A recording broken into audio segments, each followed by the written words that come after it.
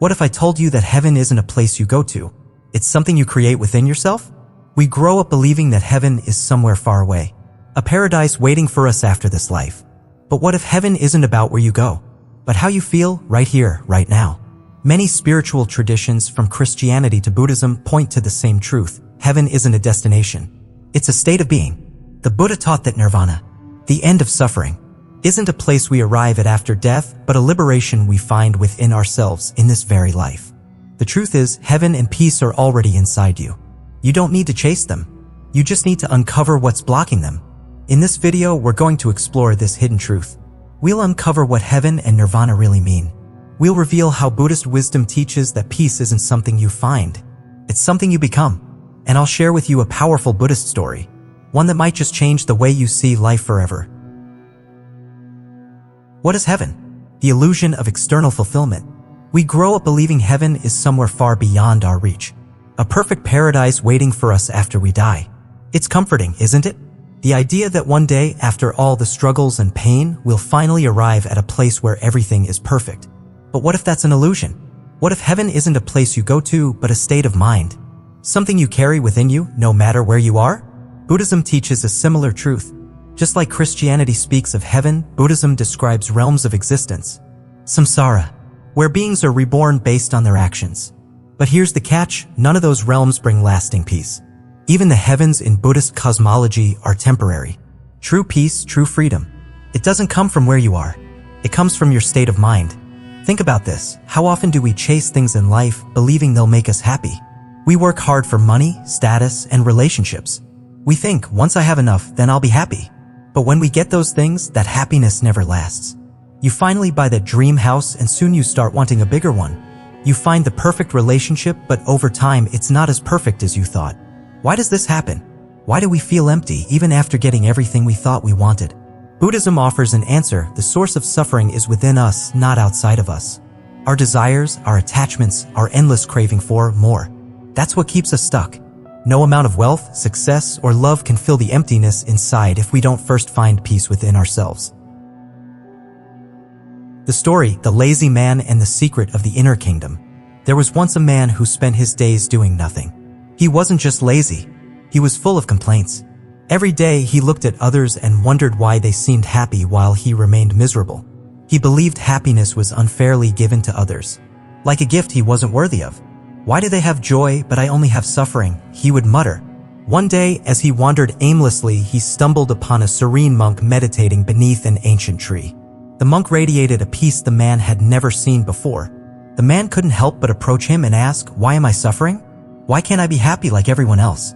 The monk smiled gently and said, "You are already in heaven, but you have buried it under layers of ignorance." The man blinked in confusion. "If I'm already in heaven, then why do I feel so miserable?" he asked. The monk leaned forward and said, "Because heaven isn't something you find. It's something you uncover. But first, you must look within." The monk gave him a challenge, "Look within and you will see." The man hesitated. He wasn't sure what looking within even meant. But something about the monk's words stirred a feeling he hadn't felt in years, hope. The awakening, realizing the truth. The man couldn't stop thinking about what the monk said. Look within. The words echoed in his mind. For the first time, he stopped looking at the world around him and started observing himself. He began to notice things he never saw before. His thoughts, his habits, his emotions. They were like a noisy river rushing endlessly. He had never truly listened to them before. For the first time, he paid attention to the constant complaints running through his head. Why me? Life is unfair. Other people have it easier. He saw how often his mind repeated these same old stories. He also saw something else, his blame. He blamed the world, his family, his luck. Everything but himself. He thought happiness was stolen from him. But now he saw that he had been the one pushing it away all along. He began to understand it wasn't the world making him suffer. It was his own mind repeating the same painful thoughts over and over. This was his awakening. Heaven wasn't hidden somewhere far away. It wasn't something others had and he didn't. It was buried under his own ignorance, his own mindset. He realized he wasn't a victim of life. He was a victim of his own mind. And if his mind could trap him in suffering, it could also set him free. This was his moment of truth, his own awakening. Not unlike the Buddha who sat beneath the Bodhi tree and saw the nature of suffering and liberation. The man, too, finally saw the truth. The mind is the source of both heaven and hell. The power of transformation, how we can access our own heaven. The man's journey is not just his own. It's ours too. His story is a mirror showing us something we often forget. Heaven, that place of peace and joy we long for, has never been somewhere outside. It has always been within us. But why can't we feel it? Why does it seem so far away? Because it's buried. Buried under the weight of our attachments, our fears, and the endless desires we cling to. Imagine this, you're holding a beautiful gem, but you've wrapped it in so many layers of mud and cloth that you forget it's even there. That's what happens to our inner peace. It's still shining inside us, but we've covered it up with too many layers of I need this to be happy and I'm not good enough. The Buddha taught this truth more than 2,500 years ago. In the Four Noble Truths, he explained that suffering doesn't come from the world itself. It comes from our attachments, our desperate craving for things to be a certain way. We suffer because we chase what we don't have and fear losing what we do have. We cling to people, success, even our own identity. And when those things inevitably change or disappear, we feel pain. But what if we stop chasing? What if, instead of reaching outward, we turned inward? The Buddha said, let go. Let go of the belief that something outside will complete you. Let go of the need for life to be different than it is. And here's the truth most of us miss. When we stop clinging, we don't lose ourselves. We finally discover ourselves. The self that isn't defined by achievements, possessions, or other people's approval. Peace isn't something we create. It's what's left when we stop holding on to everything else. So how do we start? How do we uncover our own hidden heaven? It begins with a simple question, one you can ask yourself every single day. Am I creating heaven or hell within my own mind? Because the truth is, every thought we nurture, every belief we hold onto, and every story we tell ourselves builds the world we live in.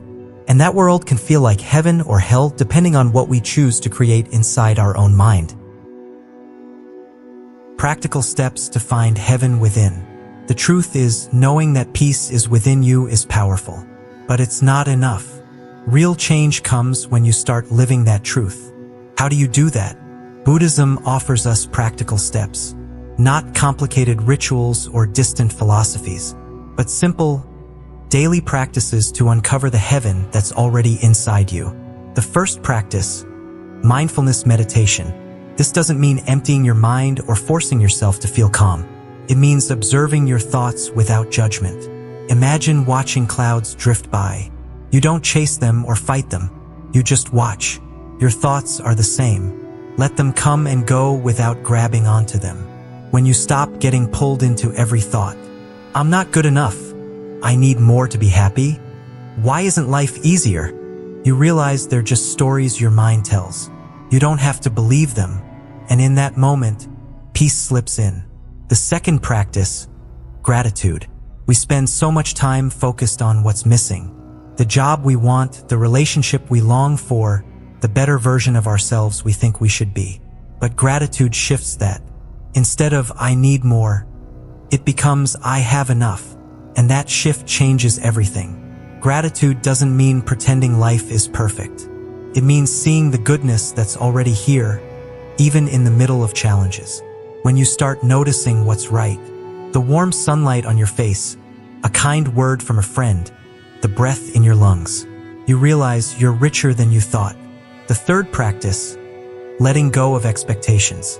We suffer when we believe life owes us something, when we expect people to behave a certain way, or for things to unfold exactly as we planned. But life doesn't follow our script. And the more we fight that truth, the more we suffer. The less you demand from life, the more peace you have.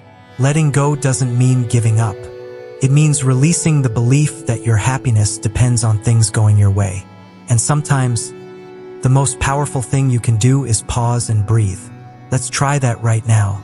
A short exercise to feel this truth for yourself. Close your eyes. Take a deep breath. Feel it fill your lungs, and notice how your body softens as you exhale. Now imagine, just for a moment, that you already have everything you need to be at peace. Because you do. After everything we've explored, the story of the lazy man, the realization of his own inner heaven, and the practices to uncover it. One truth becomes clear: heaven is not a place you go to. It's a state of being. We spend so much time chasing happiness outside of ourselves. In achievements, in relationships, in the next big thing. believing that one day, when everything is perfect, we'll finally feel complete. But that's an illusion. The truth is, you're not separate from happiness. You are happiness itself. Once you remove the layers of illusion, it's like the sun hidden behind clouds. The sun never stops shining. You just need to let the clouds pass.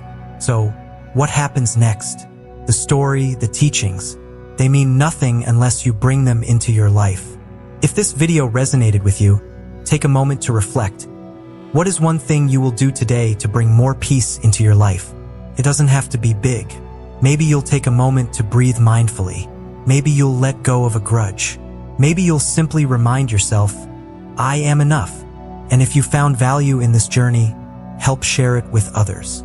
Like, subscribe, and turn on notifications so you don't miss more timeless wisdom that can transform your life. Because peace isn't something you find, it's something you create every day.